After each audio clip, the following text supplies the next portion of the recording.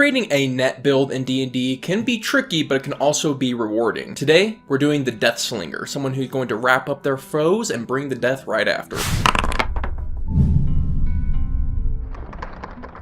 The idea behind this build is we want to be a frontliner who can wrap up potentially one to several foes in a single turn using our nets, and then to capitalize on them being wrapped up. The only real limitation for this concept is the net itself. It brings plenty of limitations, which is why building around it can be so tough. The first is that because we have a 5 to 15 foot range, which is an odd range for a ranged weapon attack, it means we're always going to be attacking at disadvantage unless we do one of two things. The first is take sharpshooter, which means we can attack with it not at disadvantage at ranges of 10 and 15, or we can take crossbow expert, which means we can attack not at disadvantage at the range of 5. The second is that the net specifically cannot be used with multi-attack. If you're using net as part of the attack action, multi-attack is completely turned off. This makes multi-attack basically worthless if you're trying to combine it with some cool net ideas. The third is that it's a martial weapon, so at some point we need to get martial weapon proficiency as part of our build. And of course it uses our dexterity, so we're going to want to make sure we are a dex build. As for our lineage, there's a couple different routes we could go, but I decided to go the half-elf route. The reason why is the +2/+1/+1 stat array is potentially the best stat array in the entire game, and our bonus features we get along with it are nothing to sneeze at either. Personally, I'm going to be taking the +5 movement speed over 2 skills, although if we took the 2 skills, we could be quite the skill monkey. Probably the most important part about being a half-elf, though, is that we can pick up the Elven accuracy feat. The great thing about nets is it gives us advantage on our attacks, so we are giving ourselves natural advantage, and Elven accuracy is going to make us capitalize on that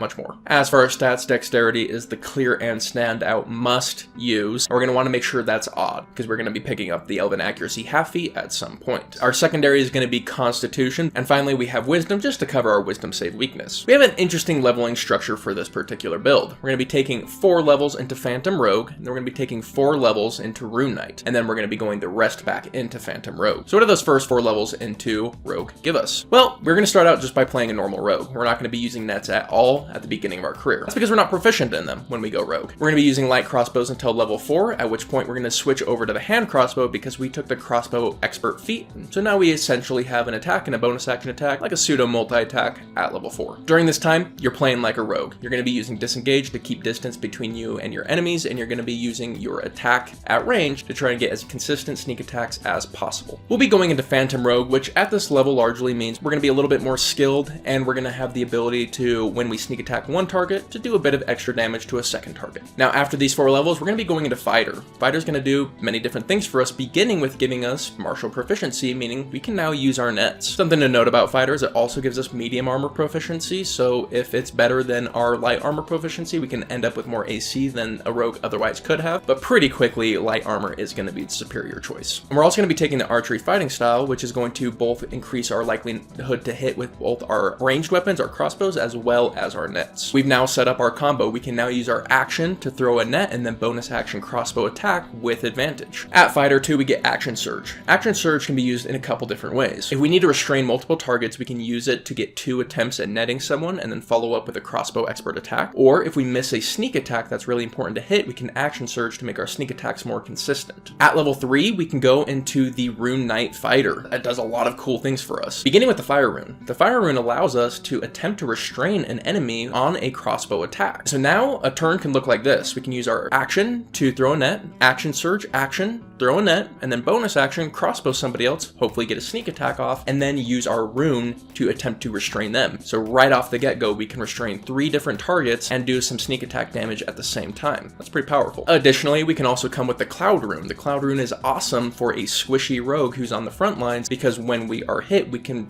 direct that damage over to an enemy. That's pretty powerful as well. Rune Knights also allow us to do an extra d6 of damage on 1 attack per turn, and this is pretty nice because we left rogue, so we lost some d6 with our sneak attack. This can largely make up for that loss. We have a crossroads of destiny at this point. You can go the 4th level into Rune Knight, and this gives you a really early Elven accuracy, which is going to round out your dexterity, which is really needed, and it's going to make your attacks hit that much harder a lot earlier. Now, this is more powerful up front, but less powerful in the long term. If you're having a really long campaign and you want to invest in future power, what you can do is go directly into Rogue from here and pick up Elven accuracy at Rogue 8. The advantages of doing this is that you're going to have a boost to your sneak attack damage. 50% of your levels, you're going to have a d6 more than the other build. build until you get to those late levels, in which case you're gonna end your career with that 1 extra d6. Where this build really shines is its single target damage and control. You can set up a net fairly simply and then follow it up with a super accurate Elven accuracy boosted sneak attack. You're gonna have a solid chance of critting them, you're gonna have a solid chance of hitting them and just doing a bunch of damage. Now, your enemies are gonna be able to break through those nets the next turn, no problem. That's why you capitalize on it right away. But here's where it gets kind of cool. If you wanna work with your DM, come up with creative net ideas. Do a net with barbs on it that potentially does piercing damage, giving you a sneak attack opportunity with your nets. Maybe dip your net in holy water so it has advantage against the undead. Stuff like that. Have fun and make it fun for your DM as well. Make nets that maybe have higher DCs. Get creative there. You don't get to play with nets often, so when you do, try and explore the opportunities that come with it. Something else to note about this character that's kind of a side note is it's an incredible skill monkey. You're a rogue, so you come in with the 4 skills. You're gonna have 4 expertise by rogue 6. Phantom gives you that extra expertise. You can get 2 more from half elf. Rune Knight's runes give you advantages on certain things. So overall, out of combat, we're gonna be able to do a lot of stuff really effectively. And where this really power spikes is once we hit rogue 9. Phantom rogue 9 is really powerful because we can do that boosted sneak attack again and again and again and again and again extremely consistently, which just takes our damage from great to crazy great. So if you're looking for a unique play style that has a lot of combat and out of combat potential, I think you can find it with this build here. But let me know what you guys would do to build your own net builds in the comments down below. Additionally, we're always open to challenges, so again, leave those in the comments down below and you might just get featured in a video. I just want to give a big thank you to all of you who take time out of your days to watch these videos. It's amazing and it means the world to us. Thank you so much. But with that, my friends, I hope you have yourselves an incredible day, and I'll catch you on the next one.